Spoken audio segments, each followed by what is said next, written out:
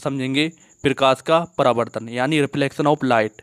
Friends, इस topic को मैंने अभी तक आपको नहीं पढ़ाया है, लेकिन इसमें आपको थोड़ा सा समझाऊंगा जिससे आपको समतल दर्पण समझने में आसानी होगी। तो चलिए देख लेते हैं इसे। तो इसमें होता क्या है, एक हमारी लाइट आती है जो किसी पृष्ठ यानी कि वस्तु पर पड़ती है। तो होता क्या है, जब कोई लाइट आती है तो कुछ इसकी किरणें ये वस्तु एब्जॉर्ब कर लेती है यानी ग्रहण कर लेती है, कुछ पार निकलने देती है और कुछ इससे टकराकर वापस चली जाती है।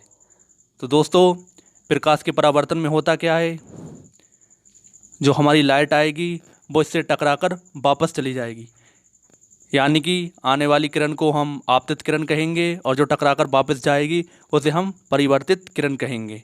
आप इसे डायग्राम में भी देख सकते हैं, और जो इसके लंबवत होगा उसे हम अभिलंब कहेंगे। तो दोस्तों, यही हमारा प्रकाश का परावर्तन होता है। अब हम बात करते हैं दर्पण की। तो वो पदार्थ जो निश्चित नियम अनुसार आपतित किरण का कम से कम 98% भाग परिवर्तित करता है, क्या कहलाता है, दर्पण कहलाता है। फ्रेंड्स, आपको मैंने जैसा बताया है कि किसी पृष्ठ से जब पृष्ठ पर कोई किरण पड़ती है तो 98% भाग परिवर्तित करती है, तो वो हमारा दर्पण कहलाएगा। चलिए नेक्स्ट देखते हैं। नेक्स्ट हम बात करेंगे समतल दर्पण की। तो समतल दर्पण को प्रकाश का सबसे अच्छा परावर्तक माना जाता है, यानी कि इससे जो रिफ्लेक्ट होने वाली किरणें हैं बहुत ज़्यादा होती हैं, तो इसे सबसे अच्छा परावर्तक माना जाता है। जैसे कि आप इस फिगर में भी देख सकते हैं, ये हमारी कोई आपतित किरण है, ये हमारे दर्पण पर पड़ रही है और इसे टकराने के बाद ये परिवर्तित किरण हो जाती है। फ्रेंड्स, ये हमारा एंगल आई रहेगा और ये हमारा आर होगा। तो दोस्तों, हमारे एग्ज़ाम में से डायरेक्ट क्वेश्चन पूछा जाता है, ये दोनों एंगल आई और आर हमारे बराबर होंगे। तो आपसे ये समतल दर्पण के लिए कंडीशन पूछी जाएगी तो आप आसानी से बता सकते हैं। चलिए अब हम समझते हैं समतल दर्पण द्वारा बनने वाला प्रतिबिंब किस तरह से बनता है। तो फ्रेंड्स, मैं स्लाइड के जरिए आपको समझाने की पूरी कोशिश करूँगा, आपकी समझ में आ जाएगा। अगर मैं आपको बोर्ड पे समझाता तो और अच्छे से समझा सकता। फ्रेंड्स, आप टेंशन ना लें, आने वाले दिनों में मैं बोर्ड पे पढ़ाने की कोशिश करूँगा।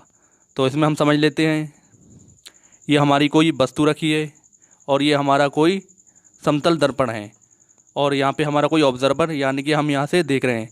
तो वस्तु से पड़ने वाली किरणें हमारी इस तरह से इस दर्पण पे पड़ेंगी और इस तरह से टकराकर ये इधर चली जाएंगी, यानी कि इस वस्तु से हमारी ये किरणें आई और यहाँ टकराकर चली गई। अगर यहाँ से कोई ऑब्जर्वर देख रहा है तो उसे ये आभासी और पीछे की ओर मिलाएंगे, तो यहाँ पे इसका प्रतिबिंब यहाँ बनेगा, यानी कि ये प्रतिबिंब कैसा होगा, आभासी प्रतिबिंब।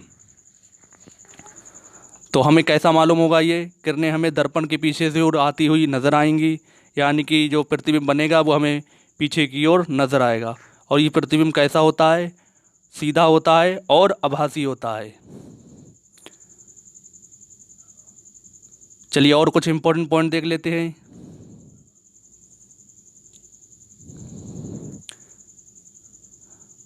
तो समतल दर्पण द्वारा बनाया गया प्रतिबिंब आभासी और सीधा होता है। जैसा मैंने आपको बताया है कि इसकी किरणें पीछे से आती प्रतीत होती हैं तो आभासी होता है और सीधा होता है।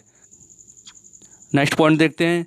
समतल दर्पण द्वारा बनाया गया प्रतिबिंब का आकार वही होता है जो कि बिंब का होता है।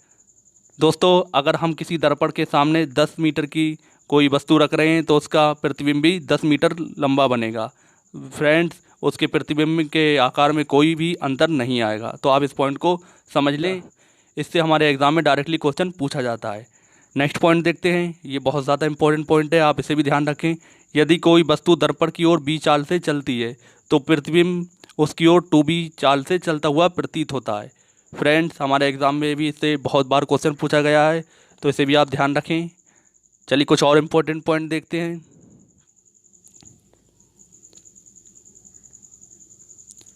नेक्स्ट पॉइंट है हमारा, समतल दर्पण द्वारा बनाए गए प्रतिबिंब दर्पण के पीछे वही दूरी होगी जो कि बिंब की दर्पण के सामने होता है। फ्रेंड्स, मान लो हमारा ये दर्पण रखा है, अगर हमारी कोई वस्तु 10 मीटर दूर रखी है तो इसका प्रतिबिंब हमारे दर्पण से 10 मीटर दूर बनेगा। तो हमारे एग्ज़ाम में इस पर डायरेक्ट क्वेश्चन पूछा जाता है कि अगर वस्तु 10 मीटर दूर रखी है तो उसका प्रतिबिंब दर्पण से कितनी दूर बनेगा, तो आप बता सकते हैं 10 मीटर दूर बनेगा। और अगर वस्तु से दूरी पूछी जाए तो हम दोनों दूरियों को जोड़ लेंगे, यानी कि 20 मीटर दूर बनेगा। तो इस चीज़ का भी आप ध्यान रखें। नेक्स्ट पॉइंट देखते हैं। समतल दर्पण द्वारा बनाया गया प्रतिबिंब पार्श्व रूप से व्युत्क्रमित होता है। फ्रेंड्स, इस पॉइंट का मतलब होता है पार्श्व व्युत्क्रम का, कि अगर हम अपने दर्पण में अपने आप को देख रहे हैं तो हमारा सीधे हाथ का उल्टा नज़र आएगा, उल्टे का सीधा नज़र आएगा। तो इसी को फ्रेंड्स हम पार्श्व रूप से व्युत्क्रमित कहते हैं। एक कन्फ्यूज़न आपको दूर और करता चलूँ, जो दर्पण के द्वारा प्रतिबिंब बनता है वो सीधा बनता है, आप इसे उल्टा ना समझे। अगर उल्टा होता तो हमें सिर की जगह पैर, पैर की जगह सिर नज़र आते। अगर हमारे एग्ज़ाम में क्वेश्चन पूछा जाता है कि समतल दर्पण के द्वारा कैसा प्रतिबिंब बनता है, तो आप इसे उल्टा ना समझें, इसे आप सीधा कहें। ठीक है, चलिए नेक्स्ट पॉइंट देखते हैं। नेक्स्ट पॉइंट हमारा, किसी वस्तु का समतल दर्पण में पूरा प्रतिबिंब देखने के लिए दर्पण की लंबाई वस्तु की लंबाई की आधी होनी चाहिए। फ्रेंड्स, अगर कोई 6 फुट का बंदा है और वो अपना पूर्ण प्रतिबिंब दर्पण के अंदर देखना चाहता है, तो दर्पण की लंबाई 6/3 यानी कि 6 फुट की आधी होगी, यानी 3 फुट होगी। तो हमारे एग्ज़ाम में इससे भी डायरेक्ट क्वेश्चन पूछा जाता है कि कोई भी व्यक्ति अपना प्रतिबिंब पूर्ण देखना चाहता है तो दर्पण का आकार उस वस्तु के आकार से आधा होना चाहिए। तो मुझे उम्मीद है आपको ये पॉइंट भी क्लियर हो चुका होगा। चलिए नेक्स्ट पॉइंट देखते हैं। नेक्स्ट हम बात करते हैं समतल दर्पणों द्वारा बनाए गए प्रतिबिंबों की संख्या। तो फ्रेंड्स, इससे भी बहुत बार एग्ज़ाम में क्वेश्चन पूछा जाता है, तो इस फॉर्मूले के आप ध्यान रखें। तो हमारा फॉर्मूला होता है 360/थीटा, जहाँ थीटा क्या है, थीटा हमारा दर्पणों के बीच बने एंगल है। एक इम्पॉर्टेंट पॉइंट और ध्यान रखें, इस फॉर्मूले के सॉल्व करने के बाद अगर हमारी संख्या सम आती है तो हम उसमें से एक घटा देते हैं, अगर विषम आती है तो हम आंसर टिक कर देते हैं। मान के चलो अगर हमारा थीटा 90 दिया गया है, अब हम इसे सॉल्व करेंगे 360/90, यानी कि हमारा आंसर कितना आएगा, 4 आएगा। तो ये सम संख्या, इसमें से हम एक घटाएंगे तब हमारा आंसर 3 आ जाएगा। तो ये हमारा उत्तर रहेगा 3।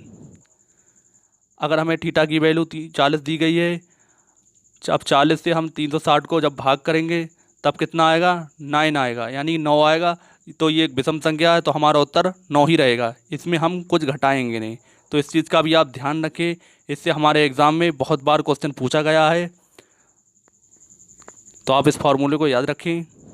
तो मुझे उम्मीद है आपको ये भी क्लियर हो चुका होगा। तो दोस्तों,